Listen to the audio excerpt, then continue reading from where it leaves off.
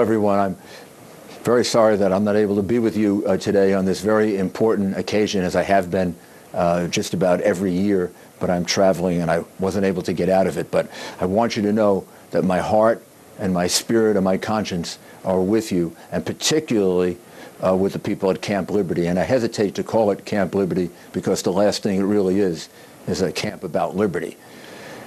I want you to know that all of us here in the United States that support you, continue to support you, continue to understand what you're going through, and continue to see you as the great hope for what can change Iran and make it into a place that can become a leader for democracy, for freedom for women, for human rights, for the rule of law, just the kind of thing that we need in the Middle East, and just the opposite of what is going on under the Ayatollah and the so-called reformer Rouhani. And the real key problem in the Middle East is Iran. Not that ISIS and ISIL isn't an extraordinarily dangerous problem that has to be dealt with and should be dealt with very dramatically, very swiftly, and very, very decisively by my president and by the other countries. But in thinking about ISIS and ISIL, we can't forget that this is not our only threat, nor is it really maybe our biggest threat.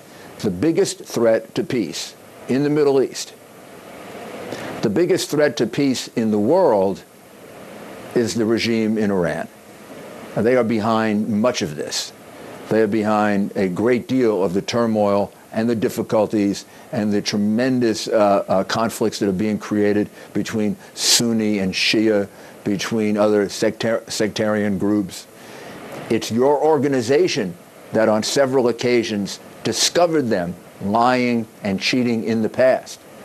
The person who was lying and cheating in the past was Rouhani, the so-called reformer, which is, of course, a misnomer and a terrible mistake. So these are things that we have to remain focused on, because with all of the attention and all of the headlines moving toward ISIS and ISIL, with good reason, those of us who understand a lot of the true nature of the problem have to keep the focus on the Iranian regime and on the changes that they have to make. The most important change is regime change. Regime change there is even more necessary than regime change in Syria, where that is also necessary. So let's take up Syria first. In America's efforts and in the world community's efforts to wipe out ISIL and ISIS, we have to make sure that we don't empower Assad. We also have to keep our attention very carefully on this nuclear negotiation. There have to be some terms, and here I think Congress can be very important to us. There have to be some terms that are non-negotiable. Iran should not be allowed to have any nuclear capacity, none. It cannot be trusted with nuclear capacity. And before I conclude, I want to speak directly to the people of Camp Liberty. Please know that you are on our minds every day. And when I say our minds, I mean the collective group of people, some of whom you've heard from today, some of whom you've heard from over the last 6 or 7 months. We communicate on almost a daily basis. We write letters constantly. We do everything we can to affect the American media, because the world community has to find out what is happening to you. This is a gross violation of human rights that is being ignored by the United Nations. And I have to say, and I feel very, very bad saying this, being ignored by my country, the country that made the promise to you that you would be protected.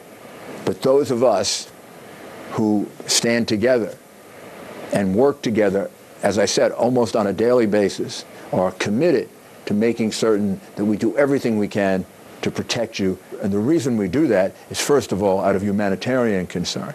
But the second reason we do that is because we have such great confidence in what you and your movement can do under the leadership of Madam Rajavi. The hope for Iran is limitless when you think of what the program is that Madam Rajavi has. A government that is elected, a government in which people participate, a government in which all minorities, whether they are Shiite, Sunnis, whether they're Kurds, whether they're anyone else, whether they're Christian, whether they're Jewish, whatever they are, they have a chance to be protected. So a country with the right to elect their officials, a country in which we have religious freedom, a country in which we have gender equality. Can you imagine a Middle Eastern country, and a great one, with a great history, like Persia, Iran? Can you imagine it being led by a woman, the revolution that that would create, the change that that would create? I mean, these are all wonderful things to hope for. Rouhani is the one who lied to us in the past. Rouhani has been involved in executions, and something not covered very, very carefully by the media is that under Rouhani, more people are being killed in Iran than even under Ahmadinejad. So there's a tremendous amount at stake here. The world community needs to be educated about this. This is not easy. There are tremendous forces that are aligned against us. The Iranian regime is very, very good at putting out propaganda and counter-information, including defamation of Mrs. Rajavi, of your organization, defamation of many of us. But let me tell you, it doesn't deter us, it just makes us stronger. We're together with you, our thoughts are with you daily. We are working with you, and we have a dream. We have the same dream that you have. We have a dream of being in Iran with you, celebrating a government that is democratic, that is free, that allows women full rights, that respects human rights, that has a rule of law, and a government that, instead of being the government that is the biggest sponsor of terrorism in the world, that is the biggest and single biggest problem in the Middle East, becomes a leader for the right values and the right direction for the Middle East and the world. That can happen. It is within our power to do it if we keep this up and we don't lose hope. Thank you very much.